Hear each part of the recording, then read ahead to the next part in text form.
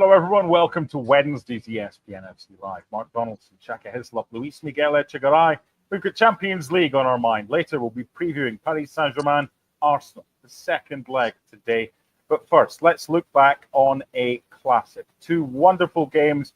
The first leg finished 3-3. The second leg finished 3-3. So it went to extra time, but it was Inter who, having scored a goal in the dying embers of normal time through a big centre-back sent up to cause havoc, ended up winning it in extra time. So, Shaka Hislop, it's not really a case of did the right team win. We don't really care about that. We just want to wax lyrical about two teams that really did put on a show over two legs. What did you make of the tie in general? I thought it was an incredible, game of football. It was an incredible tie of football in so many ways. First of all, Inter go to Barcelona, get a 3-3 draw there. You just wonder, can Barcelona respond in kind in Italy of all places?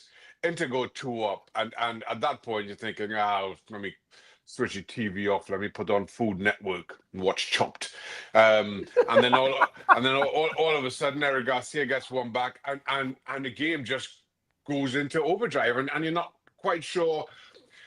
After Eric Garcia scores, you had no idea what was coming next. Mm-hmm. And that's the amazing thing with this game. Everything about it just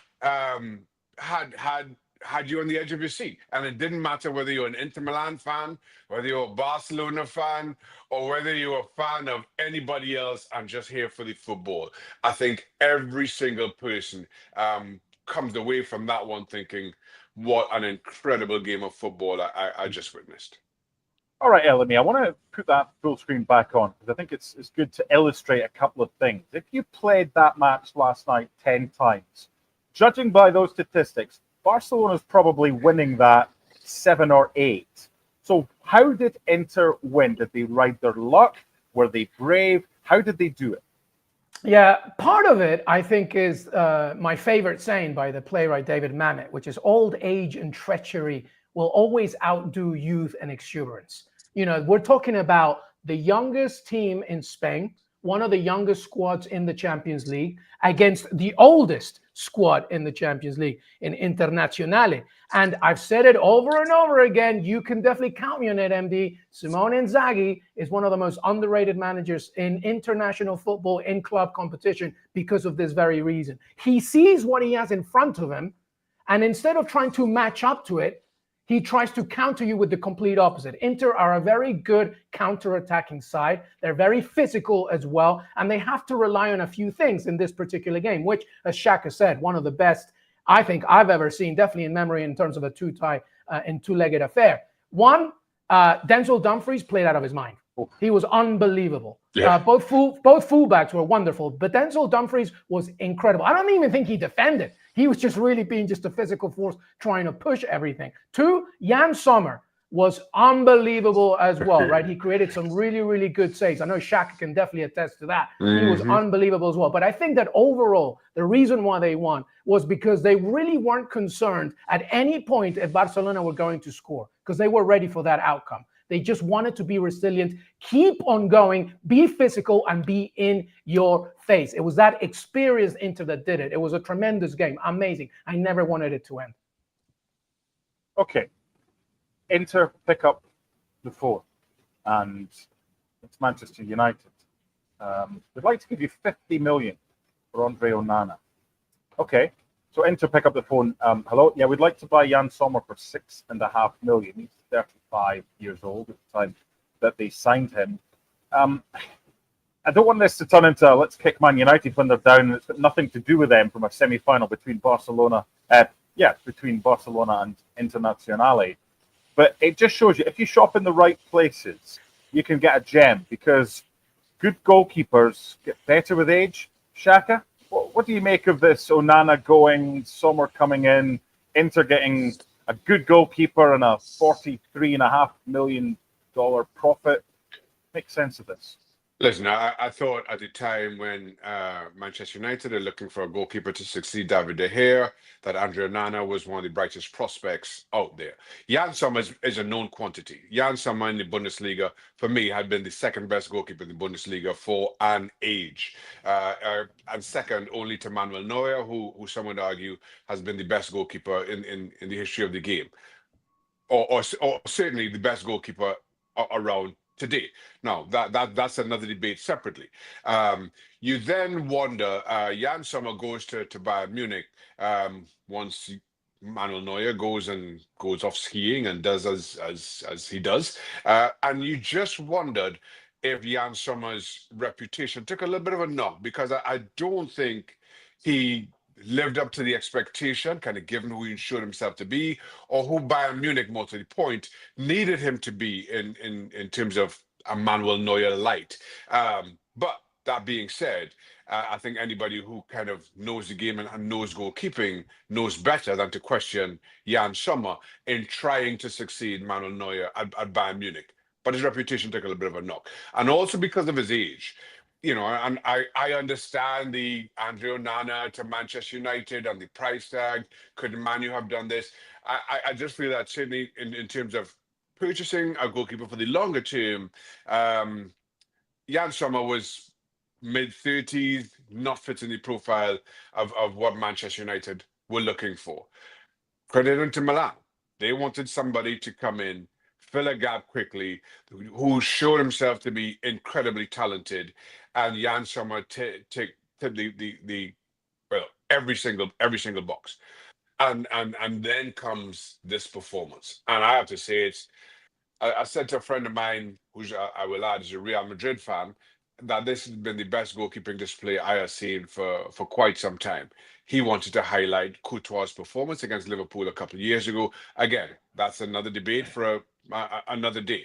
But just in terms of goalkeeping performances, one-off goalkeeping performances, this was as good as I have seen. And Jan Sommer, again, in the headlines for the right reasons, again showing why he was as highly regarded as he has been for the last decade. Lamine Yamal, just a baby. He's a baby that could have scored a hat-trick had it not been for Jan Sommer. But he's a kid who's got so much maturity, as well as being so much fun to watch. And he put out a really nice post on Instagram last night saying, hey, disappointed, but take it on the chin. Another day, it would have been better for us. But what he said was that we'll be back.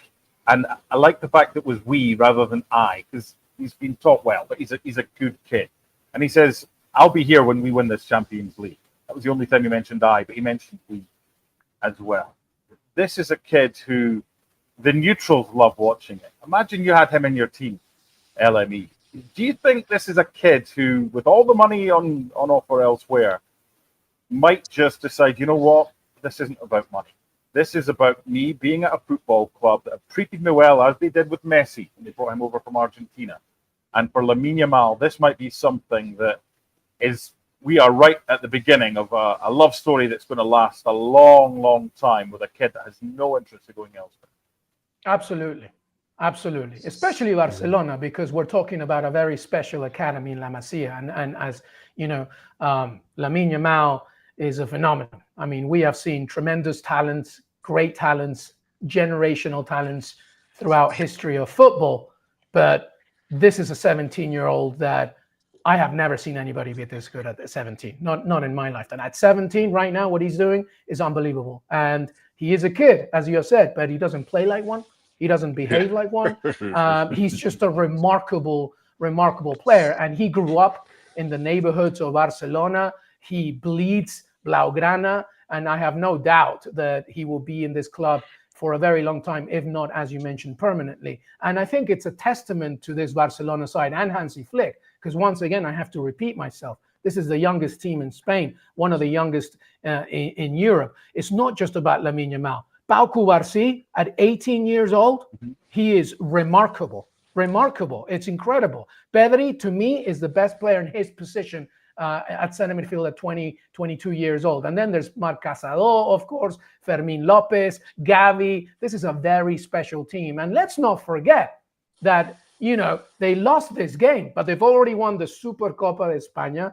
They've already won Copa del Rey. They're 4 points ahead of Real Madrid heading into El Clásico with a better head-to-head and a better goal differential. It's a remarkable achievement by a very, very young team, led, of course, as you mentioned, by the wonderful, incredible, phenomenal Lamine Yamal.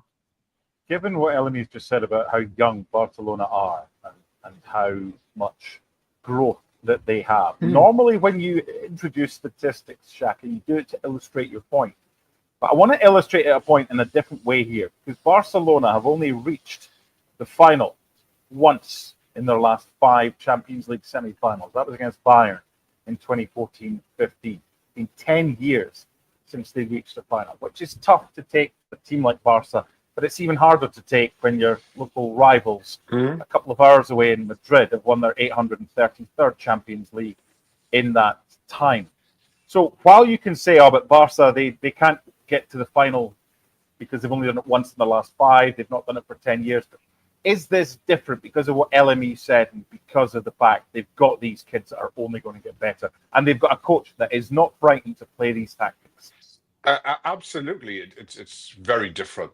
Barcelona, however we dissect this, we're 3 minutes away from going to that final, from going to that first final in was it 10 years?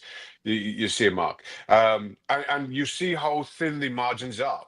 I thought the closing moments of regular time yesterday kind of almost illustrated perfectly how thin margins are in this game. At 3-2 and 88, 89 minutes on the clock, Lamine Yamal picks the ball up in the Inter box, hits a shot that thumps off the base of the post. Had that been 2 or 3 inches to the left, to his left, it would have been 4-2. Had it been 2 or 3 inches to his right, it hits the outside of the post, it goes out for a goal kick. Barcelona get to reset and defend whatever Inter throws at them. It thumps off the base of the post, and almost directly from there Inter go up and level it at 3-3. Those are how thin the margins are between us having a very different conversation around this game and probably around the final. So that being said, and I thought Hansi Flick, his post-game comments were absolutely spot on. And I'm paraphrasing here, but it was along the lines of, now people remember who Barcelona are. They respect this club once again. And I can't remember exactly what he said, but that is what I took from it. And I thought that was 100% true and exactly how Barcelona have established themselves over the course of the season. Because let's be honest, come August, I don't think anybody would seriously considering Barcelona as a Champions League semi-finalist, let alone finalist, as the champions-elect in Spain. And I know there's still some way to go in that. Let alone be the exciting prospect that they've shown themselves to be during the course of this season. And what's to come is absolutely frightening. With a little bit of experience and maybe a little bit of maturity to LME's call, this Barcelona team can prove themselves to be one of the most feared in European football. If I'm an Inter fan watching this, LME, I'm like, hi, we won. You know that, boys. You're talking a lot about Barcelona here. We won. Yeah, time to give them some love. We have given Inzaghi a bit of love, and he thoroughly deserves that. So Mourinho's team in 2010 won. A couple of years ago, they lost. So this is their 3rd Champions League final since it came into being when football began in 1992. Who would they rather face in the final? Because it seems pretty obvious it's going to be Arsenal that they would rather face. But the likelihood is it's going to be Paris Saint-Germain. Are they favourites against Arsenal and underdogs against PSG? Or how do you see whoever they meet in the final with regards to who will be the favourites and who won't be? Yeah, I mean, it's a good question because I think like at face value, you would think that Arsenal is a better opponent for them because of their gradual strategy to a game, right? Like Arsenal under Mikel Arteta are not obviously as gung-ho from an offensive standpoint as PSG. And you would think that sometimes Arsenal's, let's say, careful approach to how they try and win you over can probably be a benefit to Inter, who are more than happy to just sit and hit you physically with the counter. And by the way, Lautaro Martinez can be much better. So, there's that to be said as well with his partnership with Marcus Thuram. And I think that that's probably true because PSG on their day are ridiculous. And something that's really good about PSG is, and this obviously will fall into the preview with Arsenal, is that they're so good under Luis Enrique to kind of switch strategy mid-game. There are moments when Ousmane Dembélé may go from left to right to central. Kvaratskhelia can support that alongside the Doué. Oh, and by the way, they go Barcola right there. Then you've got the best right back in the game in Achraf Hakimi. So, actually, when you have all those weapons, I think Inter over the course of a final might not be able to deal with it. But it's going to be an interesting way on how Inter approaches this final as opposed to 2023 when they face Man City upon winning this treble. Will they have learned the lessons of a possession-centric team? We'll have to wait and see. But I tell you something, like this might be a situation where Inter look at that tape of 2023, look at what they have in terms of these two semifinals and say, we can finally win this. We just have to be smart, physical, and be in their face. And in many ways, the Barcelona test was a perfect tester for that final to come. Before we get on to the PSG Arsenal preview on today's ESPN FC Live, I just want one little word from Shaka on Simone Inzaghi, because when you've got that coming towards you, like Inter had, in both legs, Barcelona's attack, they were rigid, they were strong, they were brave, but they always had an option to get out, whether it was Thuram, whether it was Lautaro, or Thuram had come back. They're just a really well-coached side. How does he do that? By knowing his players, knowing their strengths, and I think kind of understanding that relationship between Thuram and Lautaro Martinez is absolutely key. The partnership that those two have struck up front for Inter has been phenomenal to watch. But at the same time, and while LME is talking about Luis Enrique and PSG's ability to change formations, change tactics, I think Inzaghi and Inter can do exactly the same. You kind of know who they are at times, but then when there's a need, they are able to respond, and you saw that in what at one point seemed like it was heading towards, as I mentioned, at 2-0, it was heading towards a fairly defensive display from Inter Milan, but that forced Barcelona to be even more open, even more attack-minded. Inter were able to respond in a way that maybe they wouldn't have to or have had to all season long.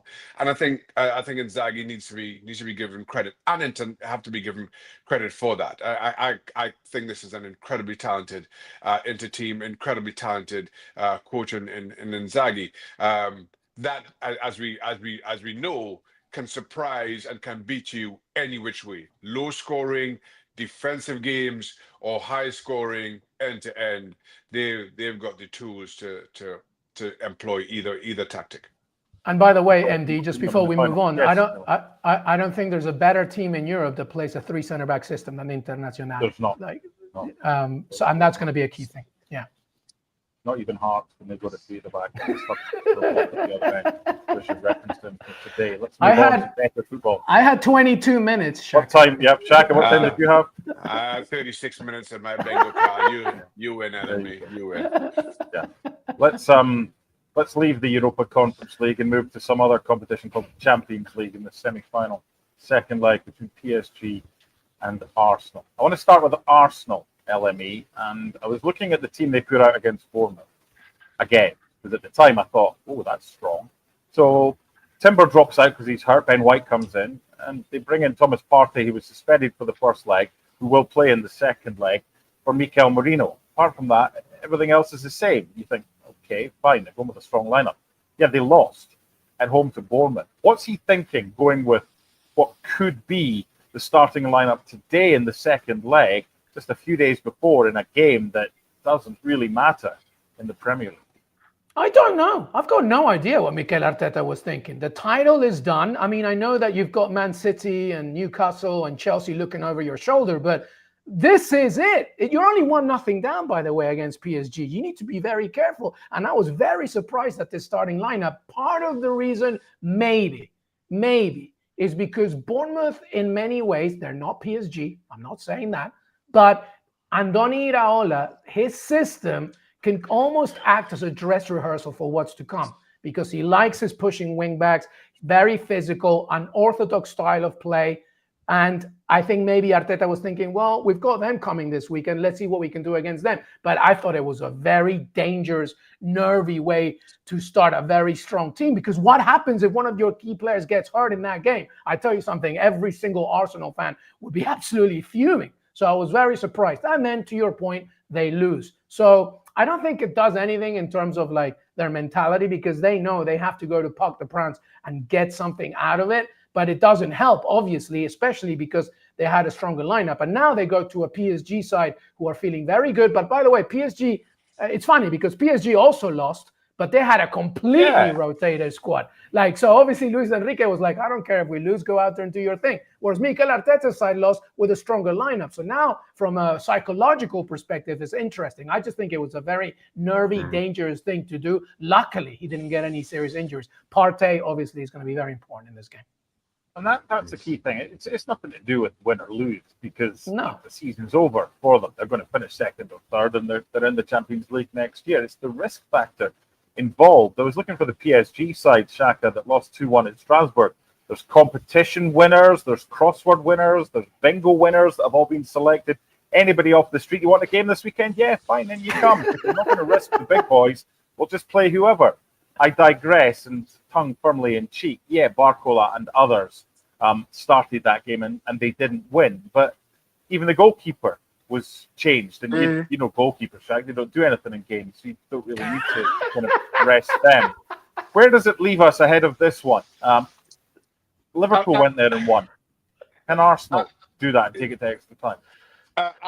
Arsenal can go there and win. I mean, it's a Champions League semi-final. We are talking about the 4 best teams in European football, and if yesterday's game was anything to go by, anything can happen. I'm not expecting a repeat performance some 24 hours later from what we witnessed. But I read less into Arsenal's game against Bournemouth, the starting lineup, than LME quite clearly does. I'm neither here nor there on it, in that Mikel Arteta puts his side out. He wants to make sure that players get minutes. They get a touch of the ball. I could almost hear Arteta in the dressing room saying beforehand, listen, just don't get yourselves hurt.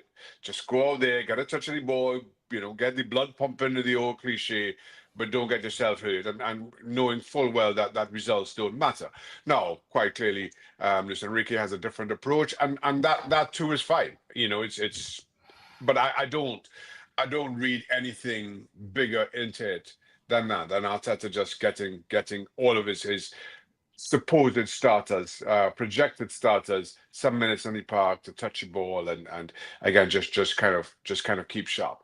And now you go into this one, and again the result for either PSG or Arsenal from the weekend matters not a jot for me as far as this one goes. This is for all the marbles. This is for all the marbles for both of these, and you'll see that on the day. LME, please feel free to disagree. This is just a personal opinion. If Arsenal go there and try and play football against PSG, they'll lose. They'll lose the midfield battle. They'll struggle in the fullback areas. However, I want to take you back to your team, Aston Villa, going 2-0 down at home to PSG, and the tie's pretty much over, with PSG having won 3-1 there. Villa then made it chaos. They made it a chaotic match that just intensity was ridiculous. Is that something Arsenal can do today, and it might frighten PSG, and that's the style of football that they might need to upset the apple cart?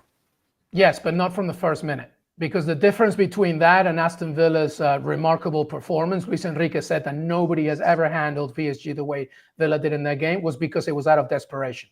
Villa were 2-0 down, nothing to lose. The first time in the Champions League, in the Premier League era, Unai Emery was rocking, Villa Park was rocking. They just needed to do something, and they did. They absolutely just went for it. But Arsenal, I don't think, can do that from the first minute. Because if you do that from the first minute, especially at Parc des Princes, PSG is going to make you pay. But I do think they're going to have it in them.